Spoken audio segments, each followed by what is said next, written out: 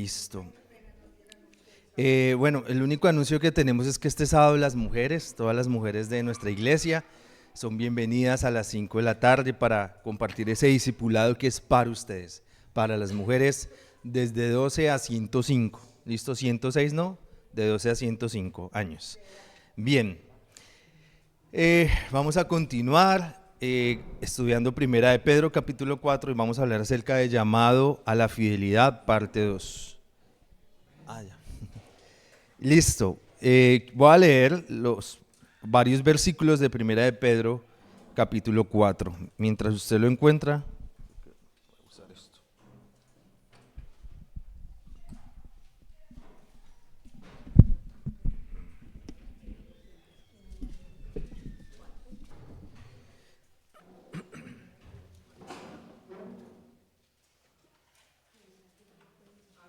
listo, voy a leerlo, dice: puesto que Cristo sufrió físicamente,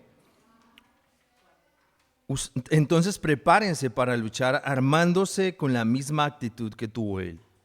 Pues quien sufre físicamente da a entender que ha abandonado el pecado. Eso significa que está dispuesto a vivir el resto de su vida según la voluntad de Dios y no según los deseos humanos. Ustedes ya han vivido suficientemente tiempo como personas que no creen en Dios. Cometían pecados sexuales y hacían todo el mal que querían. Se emborrachaban, andaban en orgías, en parrandas y adoraban ídolos abominables. Por eso, a los que no creen, ahora les parece extraño que ustedes ya no se unan a ellos en su vida perdida y desenfrenada, y por eso hablan mal de ustedes. Pero ellos tendrán que rendir cuentas ante Dios por lo que han hecho. Él vendrá pronto a juzgar a todos, tanto a los que estén vivos como a los que hayan muertos. Amén. Muy bien. Hoy, como lo mencioné, este tema lo empezamos hace 8 días, llamado la fidelidad, pues esta es la segunda parte. Recordemos el contexto. El contexto es que el apóstol Pedro le está escribiendo a una iglesia que se encuentra en una situación difícil, pero que esa situación va a mejorar, ¿cierto? No va a ponerse más hostil. Van a entrar en una etapa de persecución más hostil. Y estos 2 primeros versículos le hablan a esa iglesia en particular, a la iglesia que estaba en lo que actualmente es Turquía, y a nosotros, hoy en el siglo XXI, y nos está haciendo una pregunta, es: ¿hasta dónde estamos dispuestos a ser fieles con Dios? ¿Hasta dónde estamos dispuestos a ser fieles con Dios? En este caso particular, el apóstol está escribiendo que ellos estaban siendo llamados a la persecución e inclusive al martirio, es decir, a dar sus vidas por Jesús. Entonces surge una pregunta muy fuerte: ¿darías tu vida por Cristo? Bueno, con el contexto que vivimos hoy, ¿daría usted la vida por su candidato político? ¿Por su país? Vamos a defender la soberanía del país. ¿Por un equipo de fútbol? ¿Por qué estaría usted dispuesto a dar su vida? Y esta semana estaba caminando con mi esposa y la niña, y nosotros creemos en la educación en casa, no que es la única forma y que eso es lo único bíblico, y no, porque pues a mí me educó FECODE, ¿cierto? Entonces imagínese. Pero el asunto es que si viniera una persecución por educar en casa, ¿yo qué haría? No, pues yo matriculo a mi hija en un colegio. ¿Me van a matar por la educación en casa? No, yo no me voy a dejar matar por eso, fíjate, ¿cierto? Ahora, la respuesta que sí es verdad es por Cristo. Por Cristo no hay opción, por Cristo simplemente hay que morir. Y recuerdo, o sea, no hay como, ay, sí, de pronto no, es simplemente opción. ¿Y saben por qué? Porque bíblicamente, y lo comprobamos, no es que la gente se esfuerce o se martirice por ser más santa, sino así como el Señor nos ayuda diariamente en nuestra necesidad, el Señor también prometió que aquellos en martirio y persecución también serían fuertes, no por sus fuerzas, sino porque Dios estaría sobrenaturalmente en ellos. Y recordaba la historia de Richard Wurmbrand. Richard Wurmbrand fue un pastor rumano que primero sufrió en la Segunda Guerra Mundial por ser judío. Entonces, cuando los alemanes llegaron a Rumania, lo persiguieron. En medio de esa situación se hizo cristiano y luego llegó la Unión Soviética a perseguir a los cristianos. Así que Richard estuvo años en confinamiento, sin ver la luz del sol, comiendo porquerías. Él simplemente recordaba lo que había memorizado de la Biblia. Su cuerpo fue golpeado, torturado por años. Y no fue sino gracias al pago que hicieron las iglesias de Noruega y Suecia que él pudo salir en libertad e irse a vivir a los Estados Unidos. Durante todo ese tiempo, su esposa también sufrió martirio y persecución en una cárcel de mujeres. Y sus hijos se los quitaron, los dejaron a cargo de un familiar. Y cuando estos niños fueron al colegio, los obligaban a ponerse signos del comunismo y eso. Y estos niños se negaron a eso porque decían, preferimos a Cristo. ¿Y cuál es el terror de un padre que ha sufrido tanto? Pues que cuando vuelva a casa y encuentre un joven, pues ese joven esté resentido con Dios, ¿no? Y pasó todo lo contrario. Tenía hijos que amaban profundamente a Dios, a pesar del martirio y sufrimiento por sus padres. Entonces, la pregunta es acá, que evidentemente esto es como cuando le preguntan a uno, ¿usted qué haría en un accidente? ¿Qué haría si su carro se queda sin frenos? Eso solamente se sabe cuando el carro se queda sin frenos. Confiemos en el Señor, en que Él nos guardará de esto, pero sabemos que a nivel global hay muchos cristianos, no solamente evangélicos, sino también católicos, sufriendo persecución en Irán, en Corea del Norte, en Nigeria y otros países del mundo, y que en muchas zonas de nuestro país no hay libertad de culto, porque no hay control estatal. Entonces, hoy oramos al Señor para que Él nos libre de mal, pero vamos a aterrizarlo a nuestra realidad. Preguntémonos qué asunto, qué persona, qué posesión o qué creencia están por encima de Cristo. Es decir, a usted no lo van a martirizar por eso, pero en su vida hay algo que está ocupando un escalón. Puede ser una persona, puede ser un asunto que envuelva su mente todos los días, puede ser una posesión, mi finca, mi carro, mi vaca, mi gato, una creencia. No, yo creo que el mundo debe ser así, pero la Biblia se le estrella en la cara y le dice que no, pero yo creo que el mundo es así. Están por encima de Cristo. Y quiero que recordemos algo que está en Daniel capítulo 4. No lo vamos a leer porque es un texto extensísimo, pero quiero hacer un resumen de él. En Daniel capítulo 4 no es la historia de Daniel, sino es la historia de Nabucodonosor, el rey más poderoso que existía.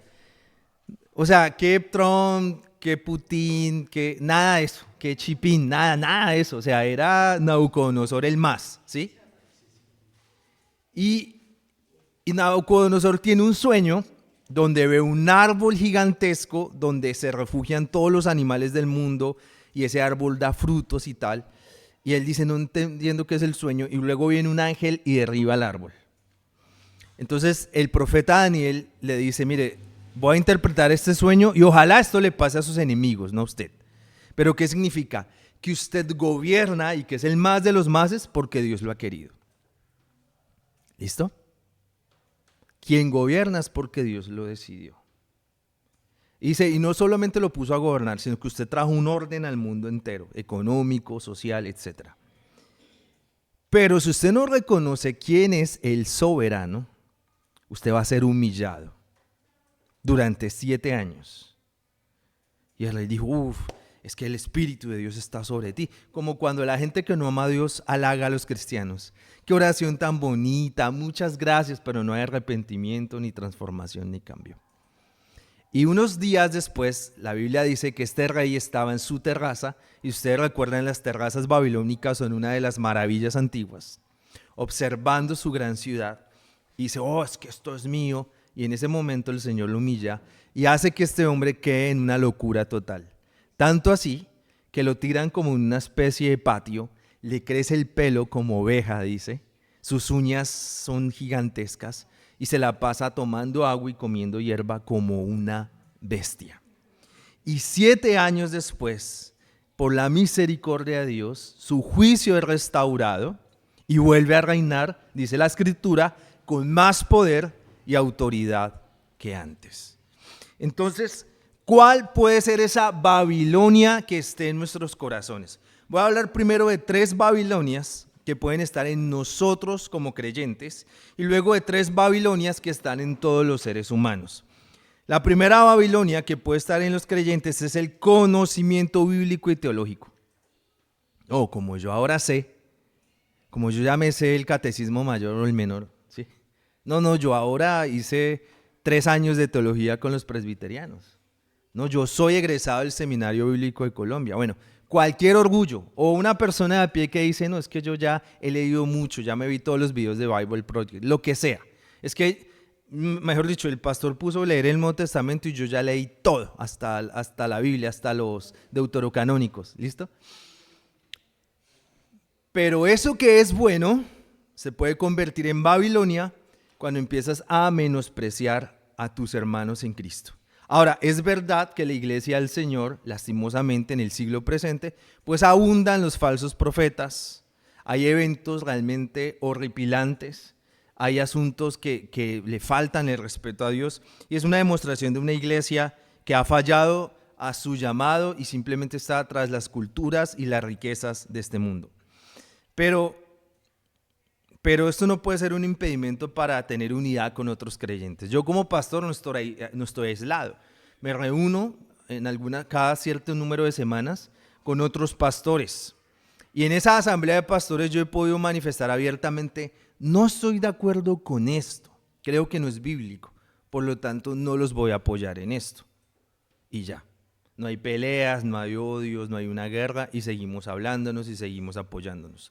Luego, yo tengo 2 amigos pastores, uno con una teología muy cercana a la mía, que es el pastor Juan Pablo, que a veces ha venido aquí a enseñar, y otro pastor, y tenemos una teología totalmente diferente.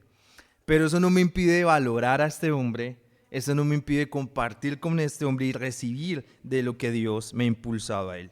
Segundo aspecto, los dones espirituales. Nosotros somos una iglesia que le da prioridad a la Biblia. Creemos que predicar de la Biblia es lo importante. No aquí, mire, es que yo tuve un sueño, ¿cierto? O esta es la visión de la iglesia. No, esto es lo que la Biblia dice. Estos son los 5 pasos para una comunicación eficaz. No, eso dejémoselo a los psicólogos que lo hacen muy bien.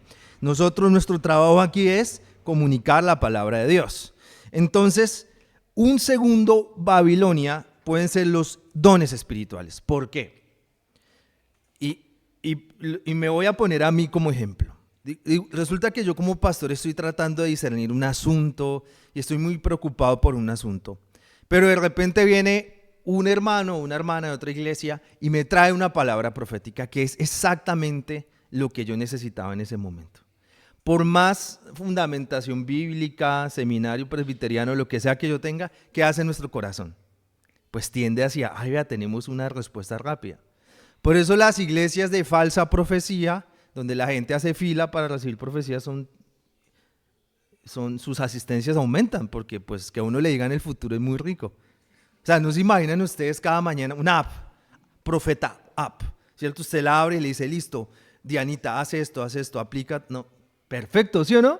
Qué bueno. Bueno, pues eso es lo que atrae.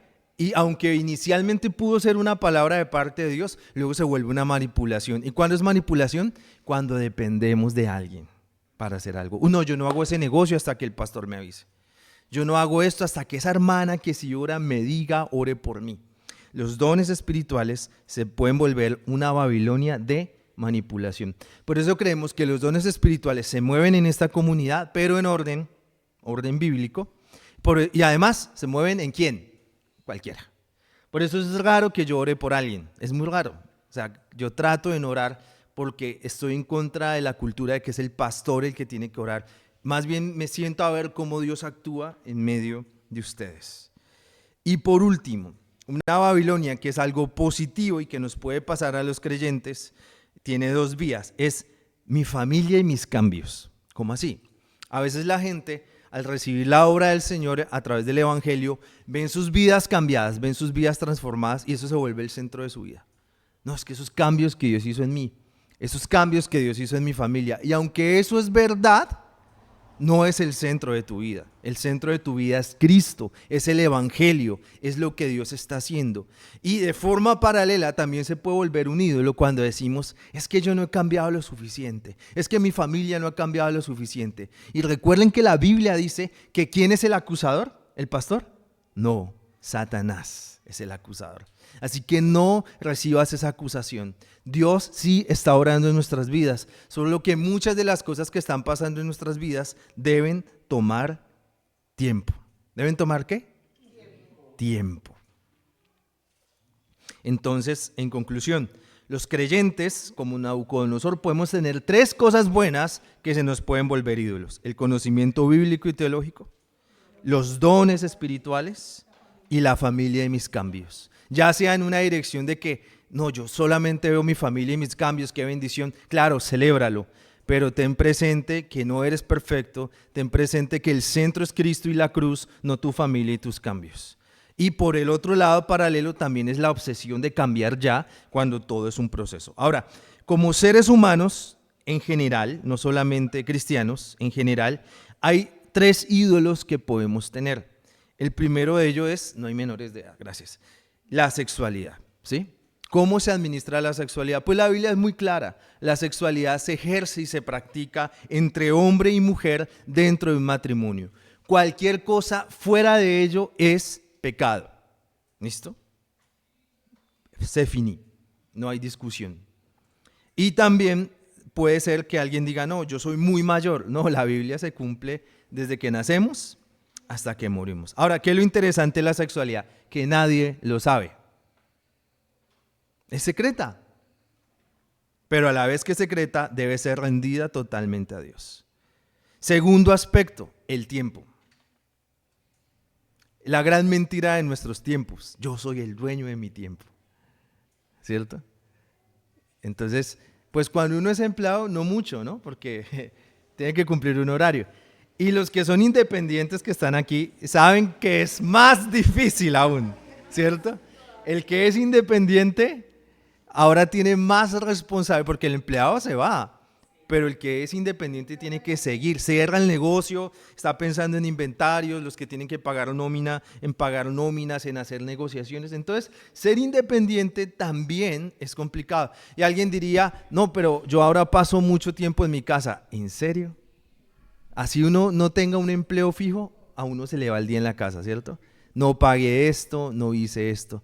Entonces, un buen indicador de que realmente estás administrando el tiempo es que todos los días tienes un espacio para orar y para leer la Biblia. Cuando proponemos lo de las lecturas bíblicas, alguien que no sepa dice, uy, no, un capítulo diario, son como 50 minutos diarios. No, un capítulo diario son más o menos 10 o 15 minutos diarios. Alguien decía, las redes sociales se crearon para que cuando lleguemos al cielo, el Señor pueda mostrarnos fácilmente que sí teníamos, que no teníamos excusa para no orar. ¿Sí o no? ¿Cuánto invertimos en redes sociales, en TV, en nuestros celulares? Bueno, pues el tiempo es una demostración de que se nos puede volver un ídolo. Y orar y leer a diario. No les estoy diciendo, oren 1 hora, oren 2 horas, levántense a las 3 de la mañana. No. Estoy diciendo, lea un capítulo diario y tenga un tiempo con Dios. No es más. Y le quitamos el mito, no es difícil. Aquí creo que todos almorzamos todos los días, ¿sí o no? Bueno, es igual. Es igual de importante. Ora y lee la Biblia. Quítale mitos, quítale supersticiones. Encuentra el espacio, ora y lee la Biblia. Y por último, el dinero. El dinero. El dinero demuestra mucho si nuestra confianza está o no está en Dios. Porque yo puedo tener una abundancia, entonces digo, yo puedo hacer lo que quiera. Eso está equivocado. Porque nosotros somos, ¿qué? Mayordomos. Y si tienes poco, también puedes decir, no, empieza a generar desconfianza en su futuro, cuando su futuro tiene que estar en Dios. Y volverse víctima, y volverse yo soy el que necesito ayuda. Ambos extremos están mal. Y no importa si hay escasez de recursos o abundancia de recursos, eso es muy importante porque demuestra si yo he entregado mi vida a Dios. Uno de los requisitos para ser pastores es que no debe ser amante al dinero.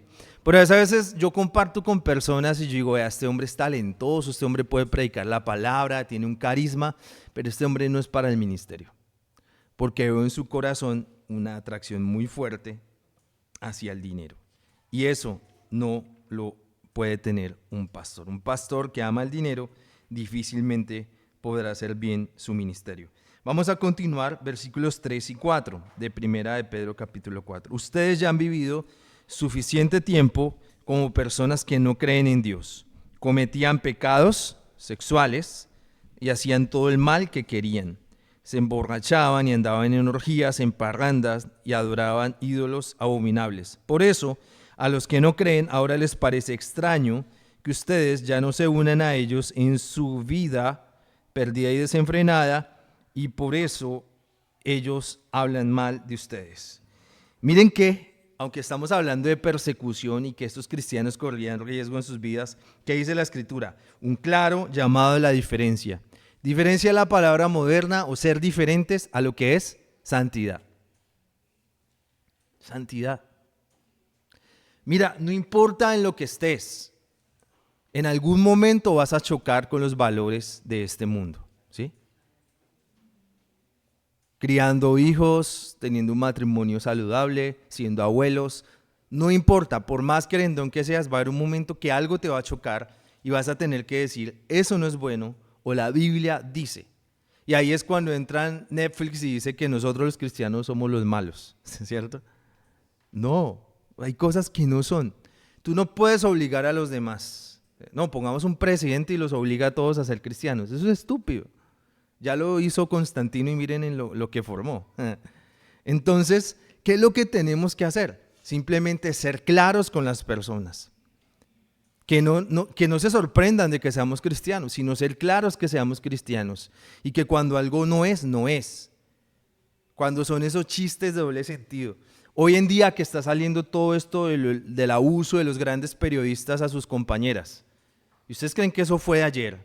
Por años. Porque la gente lo consentía, porque la gente lo permitía. El primero que se tiene que oponer a que un hombre toque indebidamente a una mujer, ¿quién debería ser? Un cristiano. ¿Cierto? Pues obviamente, primero la mujer que está siendo víctima, pero un cristiano no debería permitir que eso es normal en un ambiente de trabajo, juzgar a otro como se viste, hablar mal de otra persona. Siempre tus valores van a chocar con el mundo. Y es un claro, ya no importa que sea un contexto de persecución. Ahora, ¿qué es lo poderoso? Lo poderoso es que no estamos solos para lograr la victoria. Yo me lamento de muchas cosas que permití, que dije, porque lo hice en mis fuerzas. Pero lo bueno es que tenemos ahora al Espíritu Santo en nosotros para hacerlo. Vamos a ir a Efesios capítulo 5. Efesios 5:26. Efesios 5:26. Cristo murió para hacer que la iglesia fuera declarada santa, purificándola con el lavamiento del agua y un pronunciamiento suyo. Vuelvo a leer Efesios 5:26. Cristo murió para hacer que la iglesia fuera declarada ¿qué? Santa, purificándola con el lavamiento del agua y un pronunciamiento suyo. Entonces el asunto de la santidad lo queremos volver supersticioso. No, es que hasta que no hagas 18 ayunos, claro que los ayunos facilitan una cercanía con Dios y por ende la santificación, pasar tiempo en oración. Pero ¿quién es el que hizo el trabajo para que nosotros seamos santificados? ¿Qué dice la Escritura? Cristo. ¿Listo? Por lo tanto, así como le dije a usted, déjese de que tiene que aparecer la nube mágica de Goku y usted ahí sí puede orar. No, usted ora porque simplemente lo puede hacer. Hágalo.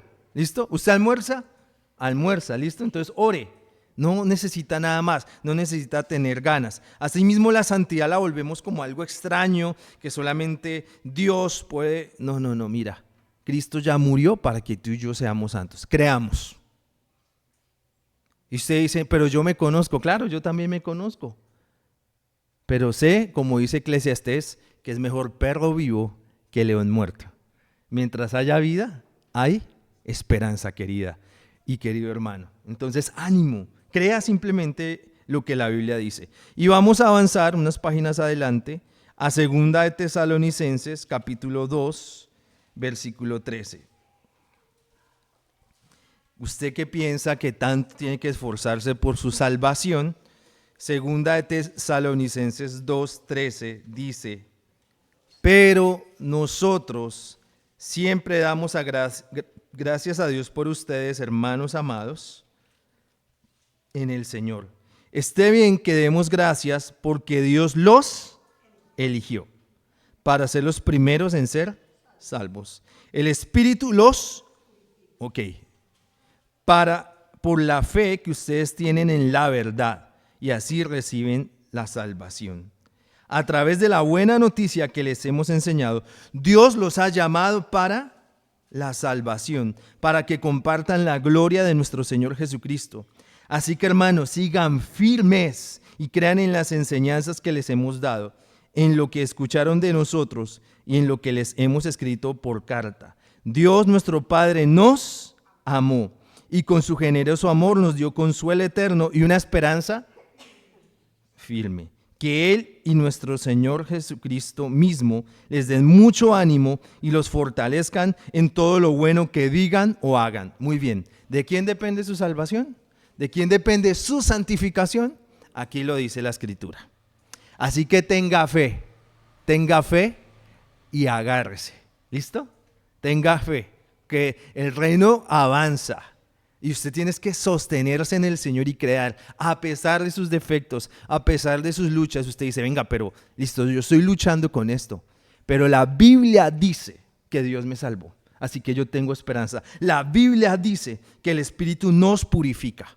Así que puede que hoy falle, pero el Señor me va a ayudar para seguir adelante.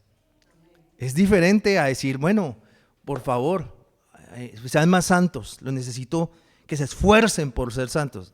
Eso es una palabra legalista. Yo leo, ni siquiera he explicado nada, simplemente he leído lo que la Biblia dice. Su salvación y su santidad dependen del Señor. Aférrese, crea en el Señor y verá las grandes obras que Dios puede hacer en nosotros. Volvamos a 1 de Pedro y vamos al versículo 5 de ese capítulo 4 que estamos leyendo. El versículo 5 es muy fuerte porque habla acerca del juicio. Dice que los que no aman a Dios, ellos tendrán que rendir cuentas ante Dios por lo que han hecho. Él vendrá pronto a juzgar ¿a quién? Tanto a los que estén vivos como a los que hayan muerto. No, pero es que yo puedo hacer dar varios diezmos y esos van a sacar a mi tío del infierno. No. La Biblia dice que todos tenemos que dar cuentas delante de Dios y que hay un juicio de Dios. A mí, yo les soy sincero, yo Daniel Valle digo, pero lo del infierno es una idea muy fuerte, deberíamos pensar en una cosa más chévere, pero imagínense quién habla del infierno una y otra vez en la Biblia. Pablo no, ¿quién? Jesús. Si Jesús lo dice, pues es verdad, es porque lo hay, queridos. Entonces firmes en eso. Bueno, vamos a hablar del juicio y de la ira de Dios. Oh, la ira de Dios. Bueno, quiero que por favor entendamos esto de la siguiente manera. Vamos a leer varios textos que nos van a hablar de la ira de Dios. Pero ¿cuál es el problema cuando estudiamos sobre la ira de Dios? Primero, son dos problemas. El primero es, tenemos en alta estima a los hombres, el mundo moderno, y en baja estima quién es Dios, ¿cierto? Lo estudiamos el viernes acá. ¿Cómo conocemos a Dios? A través de su palabra, de sus obras, de su grandeza. Y esa obra de Dios nos permite entender que por más esfuerzos teológicos desde hace 2 milenios, seguimos lejos de entender plenamente a Dios. Nuestras visiones de lo que es la Trinidad, de lo que es la salvación, pues hacen parte del cuerpo de doctrina de la Iglesia por siglos. Y es lo que entendemos. Juan Calvino decía que la Biblia es como Dios tiene un lenguaje muy inteligente y hace unos balbuceos para que sus bebés le entendamos. ¿Listo? Y es así. Es tan profundo a la naturaleza de Dios que lo que entendemos es simplemente como una orilla. Segundo problema. Cuando nos hablan de la ira de Dios, la comparamos con la ira de los hombres. Piensa en una persona irada. ¿Cómo es una persona irada? Cachetes rojos, pierde el control, le tiembla la voz, le tiemblan las manos, puede ser grosero, ¿cierto? Puede ser hostil, o sea, puede matar a otra persona en un ataque de ira. ¿Ustedes creen que esa es la ira de Dios? Bueno, se las voy a explicar de acuerdo a la Escritura. Vamos a ir a Romanos capítulo 2.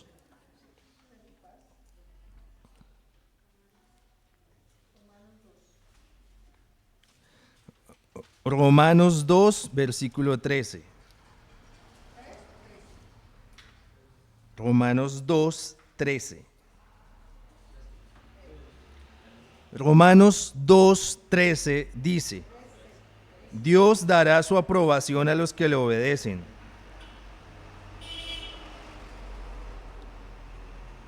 Dios dará su aprobación a los que obedecen su ley y no a los que solo la escuchan.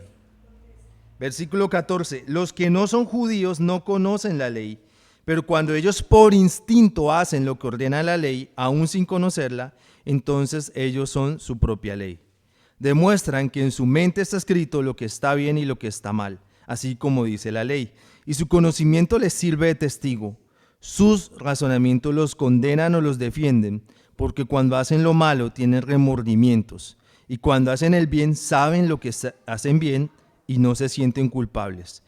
Todo, ojo con esto sucederá el día en que Dios, ¿qué? Juzgue todos los secretos de la gente, conforme dice el evangelio de salvación que les anuncio. Dios va a juzgar a la gente por medio de Jesucristo. Listo, ¿cuál es la ley de Dios? La ley moral de Dios. La ley moral se contiene en ¿en qué? En los 10 mandamientos. ¿Cuál es el primer mandamiento? Recuerden que esa es la respuesta de Jesús. Resume la ley en lo que son los dos grupos, en los dos grupos que se pueden categorizar los mandamientos: amar a Dios y amar a las personas. En amar a Dios, el primer mandamiento es: no adores otro Dios delante de mí. Que si lo reflexionan, es lo que hablamos en los dos primeros versículos. Tener una Babilonia es tener un Dios. Segundo, no hagas imágenes. Y eso le aplica también al mundo evangélico. Porque cuando como evangélicos estamos esperando que venga el gran hombre de Dios, el Padre espiritual, el apóstol, pues somos idólatras y estamos haciendo imágenes de Dios. Tercer mandamiento, no jures, no uses el nombre de Dios en vano. Cuarto mandamiento, respeta el día de reposo. Mire cuánto nos cuesta a los cristianos tener un día de reposo, porque la cultura de este mundo ha pasado por encima de eso. Pero cuánto nos cuesta y cuántas excusas tenemos para incumplir el día de reposo. Algún profe, mi esposa está tomando unos cursos sobre educación cristiana y un profesor de ella decía algo muy potente. Dice, en la antigüedad la reunión de los domingos no era en las mañanas, era en las tardes, para que las familias pudieran, recordemos que era un contexto europeo rural, las familias pudieran levantarse un poco más tarde, desayunaran tarde, almorzaran juntos, descansaran de la rutina del campo. ¿Y qué hacían en la tarde al finalizar el día? Ir a la iglesia. ¿Sí? Ahora imaginémonos un día así, que no estamos corriendo por el cumpleaños de la tía de 110 años. Él es mi amigo, por eso siempre lo molesto con eso. Que no corramos, que porque estos hermanos de la América, el Señor los reprenda y se arrepientan. Los hermanos de la América tienen que madrugar a ver un partido, ¿cierto? Dios bendiga a los hermanos de Millonarios, que no hay, gracias a Dios, y no habría muchos problemas en esta iglesia. Y por otro lado, ¿cómo nos imaginamos? ¿En serio tomaríamos un día de reposo así? ¿Nos sentiríamos bien? Sin tener que correr. Sería una dicha, ¿cierto? Pero la cultura de este mundo, ¿a qué nos mueve? A que llenemos chipichape ahorita a las 12, ¿sí o no? Que no quepa un alma, que corramos, que consumamos, que subamos todos a la vía a La Habana. Ahora, no está malo, listo, vaya a La Habana, vaya a Chipichape. Pero miren qué tan lejos estamos como cultura de un cuarto mandamiento, de tener un día de reposo, y que además ese día de reposo hace parte del grupo de mandamientos: ama a Dios sobre todas las cosas. Luego, los siguientes 6 mandamientos hablan acerca de la relación con los demás. ¿Cuál es el primero? Honra a tu padre y a tu madre. Uno piensa siempre que los mandamientos frente a los demás empieza por el más importante, no matar. No. ¿Qué dice la Biblia? Honra a tu padre y a tu madre. Y luego vienen los 5 súper conocidos. No matar, no robar, que son las cosas como top morales. No matar, no cometer adulterio, no robar. Y por último, no hablar falso testimonio y no codiciar lo que hacen los demás. Este año, el año pasado hicimos una serie en diálogos donde diferentes hermanos de esta iglesia hablaron sobre cada uno de los mandamientos. Entonces, volviendo al texto de Romanos, cuando habla de la ley, habla de esto. La gente hace estos 10 mandamientos sin ser cristianos, ¿sí o no? Mucha gente entiende esto y lo vive, porque matar es matar. O sea, ya, punto. Robar es robar, no tiene justificación. Mentir es mentir. Codiciar lo que otro tiene. Nadie es orgulloso de codiciar lo que otro tiene. Es la ley del Señor. Pero ¿qué dice? Que al final de los tiempos, ¿qué hará Dios? Juzgará a todos. Y dice en la PDT, dice versículo 18 de Romanos 2, dice, todo esto sucederá el día que Dios juzgue ¿qué? ¿Juzgue qué? ¿Qué dice el texto? Todos los secretos de la gente conforme al Evangelio.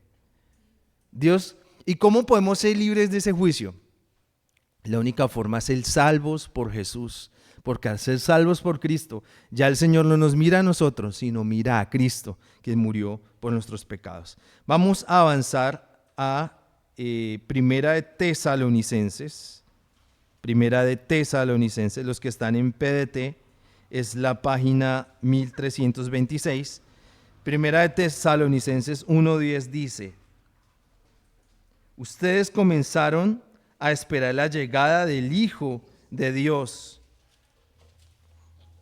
desde el cielo. Él es Jesús, a quien Dios resucitó y quien nos salva ¿de qué? Del castigo que el mundo va a recibir por su pecado. Eso lo dice el pastor, porque el pastor es un resentido social y quiere acusar a la gente y hacerla sentir mal. Ni siquiera estoy explicando, estoy leyendo el texto bíblico. El Señor regresará ¿a qué? A juzgar los pecados del mundo. Y vamos a ir atrás a Efesios capítulo 2. Efesios capítulo 2, los primeros 3 versículos. ¿Listo? Dice Efesios 2, página 1309 en PDT. Efesios 2:1.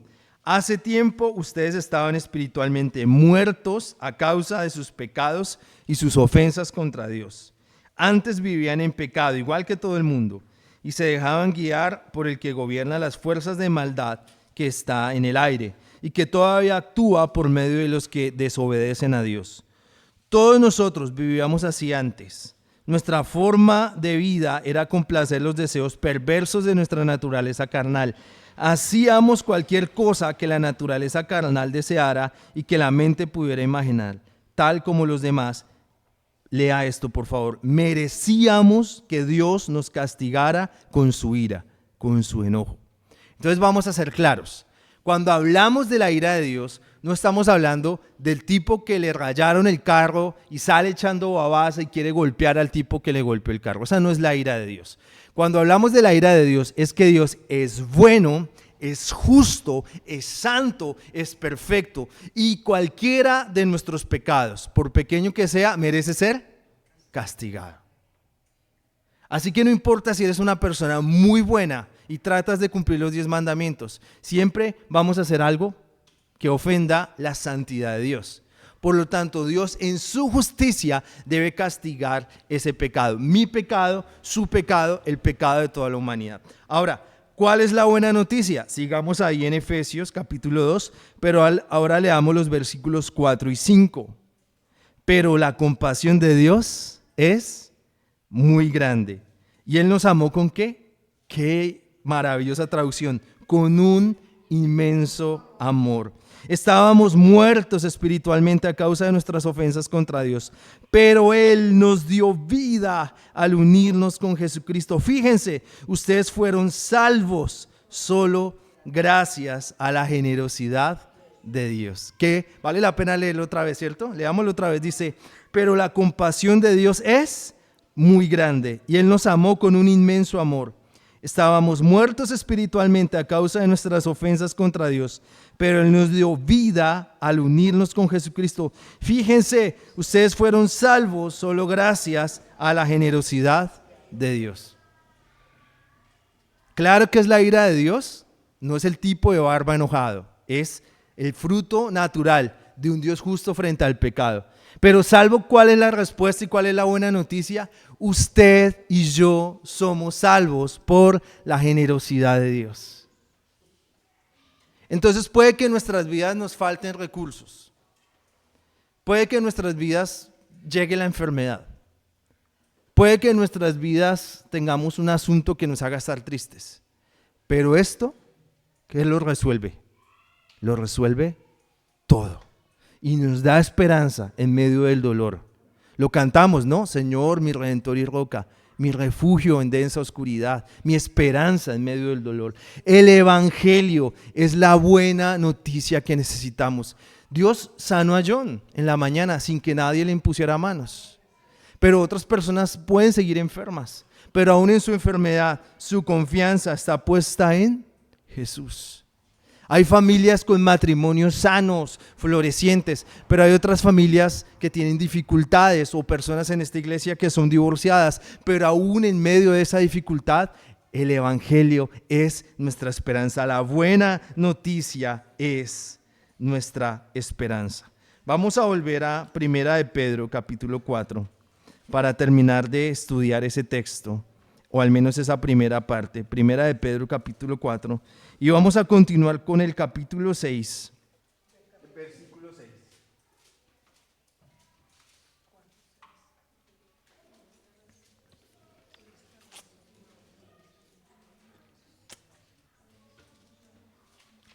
El versículo 6 dice, por esta razón se les anunció el evangelio de salvación a los que se dan por muertos. Son aquellos que la gente condena a muerte físicamente, pero Dios tenía planeado que ellos escucharan la buena noticia para que pudieran tener una nueva vida por el Espíritu. Esto no lo vamos a espiritualizar, esto lo vamos a aterrizar. Este versículo específico lo escribió Pedro porque sabía que algunas personas que iban a leer esta carta o la iban a escuchar iban a morir por su fe. Y este versículo 6 se da específicamente a aquellos que iban a morir por su fe. Y les iba a decir, miren, pero ustedes tienen el evangelio. Y con el evangelio ya lo tienen todo. Van a morir. Eso no garantiza que por ser cristianos no van a sufrir o por ser cristianos no los van a matar. Entonces, si el evangelio y la buena noticia era la esperanza que se le daba a los que iban a morir martirizados, no sé qué estás enfrentando, no lo voy a disminuir porque entiendo que estás enfrentando algo complejo en tu vida, pero fíjate en este versículo 6. Si Dios le da esperanza a los que iban a ser martirizados, no sé cuál es tu situación, pero espero ninguna sea de muerte, pero Dios está contigo y eso es más que suficiente. Ahora, vamos a terminar estudiando los siguientes versículos que son muy aplicados. Dice versículo 7, el final de todo está cerca, así que manténganse sobrios y sepan controlarse, y esto los ayudará a orar. Sobriedad y oración. Yo sé que hay personas sanguíneas, espontáneas, que hablan mucho, pero el Señor llama a que la iglesia sea ¿qué? Sobria. ¿Y que hagan qué? Oración. Por eso aquí oramos lunes y miércoles. Lo transmitimos para que ustedes se puedan conectar a ello. Por eso al principio de nuestras reuniones, ¿qué hacemos? Leer un salmo, orar y alabar, orar y alabar. La oración. Si Dios puede obrar sobrenaturalmente y nosotros tenemos que estar a la expectativa. Alguna vez, cuando hubo un temblor fuerte en Bogotá, me sorprendió un pastor que transmitía en línea y cuando empezó a temblar y a moverse todo, él no dijo, ay, es un terremoto. Dijo, ¿es el Señor? Y eso nadie lo vio, pero yo le decía a mi esposa, increíble la fe de este hombre. Está a la expectativa de que el Señor haga algo en medio de nosotros. Y esa debe ser la expectativa de la iglesia. Somos sobrios, pero a la vez estamos a la expectativa. Somos sobrios, pero no supersticiosos. Es que Dios siempre tiene que hacer esto. Nosotros les pedimos que oren unos por otros. ¿Lo hacemos todas las reuniones? No. ¿Listo? Versículos 8 y 9. Y sobre todo, ámense profundamente, porque el amor es capaz de perdonar muchas ofensas. Reciban a todos en su casa sin quejarse. Ojo que aquí viene un área de aplicación: perdón y hospitalidad. Aunque sea una iglesia en persecución, iba a haber dificultades entre ellos. ¿Y qué tenía que haber? Perdón. Pero ¿qué también tenía que haber? Hospitalidad. Ahora, la hospitalidad en el siglo XXI debería ser de que, no sé, doy un ejemplo muy práctico, de que organizamos algo acá con hermanos de otra ciudad y ustedes puedan abrir sus hogares a esos hermanos. Eso es una demostración práctica. Pero la hospitalidad en el siglo XXI es algo más práctico, que es abrir el corazón. Es que usted no se quede por ahí solito cuando empieza la reunión a las 10, sino que usted vaya y se siente con otro, hable. No tiene que ser todo espiritual, no tienen que reflexionar sobre los 10 mandamientos, sino hable y preocúpese por la vida de otro. Hospitalidad es algo cristiano que debe practicarse. Si usted ve que alguien no está creciendo en el evangelio, explíquele el evangelio, háblele de lo que usted sabe. Y vamos a ir a los versículos 10 y 11. Cada uno de ustedes recibió un don espiritual que debe ser utilizado para servir a los demás.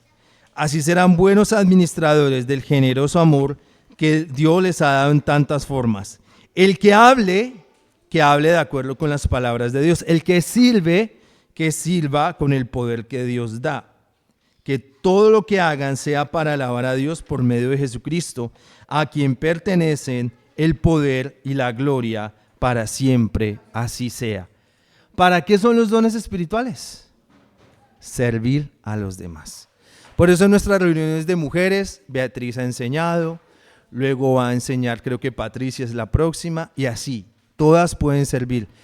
Cuando hicimos el retiro de mujeres el año pasado, ¿qué pasó? Diferentes mujeres comunicaron la palabra. Aquí en la iglesia todos podemos servir. Y no solo, así que hoy quiero terminar con el siguiente reto. Son 2 retos, la verdad. El primero es, ¿cómo puedes ser hospitalario con alguien de tu iglesia? ¿Listo? Recuerden que hospitalario no es llévese a vivir ahí a su casa a un hermano. No. ¿Cómo usted puede ser de bien? ¿Cómo usted puede abrir su corazón y servir a otro de aquí de la iglesia? ¿Sí? Como mi hija esta mañana preparó un par de cartas, o esta mañana no, ayer creo, un par de cartas para 2 mujeres de esta iglesia. Nadie le dijo, nadie se lo pidió. Por ahí en la Biblia de Anita también hay otra carta que mi hija hizo. O sea, ¿usted cómo puede sorprender a alguien? Esta mañana había alguien repartiendo cafés. Nadie se lo pidió, no está en el libreto. ¿Listo? El viernes que terminamos la reunión, varias personas se quedaron y ayudaron a limpiar la iglesia. No hay que hacerlo siempre, ¿listo? Solo fue ese día, tranquilos. Pero la pregunta es, ¿cómo usted puede servir a otra persona? Y por otro lado, segundo reto, ¿cómo puedo ser hospitalario con alguien fuera de la iglesia? Ese vecino, esa otra persona, ¿cómo podemos ser hospitalarios dentro de la iglesia, con alguien de la iglesia, pero también cómo puedo ser hospitalario con alguien fuera de la iglesia? ¿Listo? ¿Queda claro el reto? Bueno, esta es la palabra del Señor. Pongámonos de pie, vamos a orar dándole gracias a Dios por su amor y misericordia. Señor,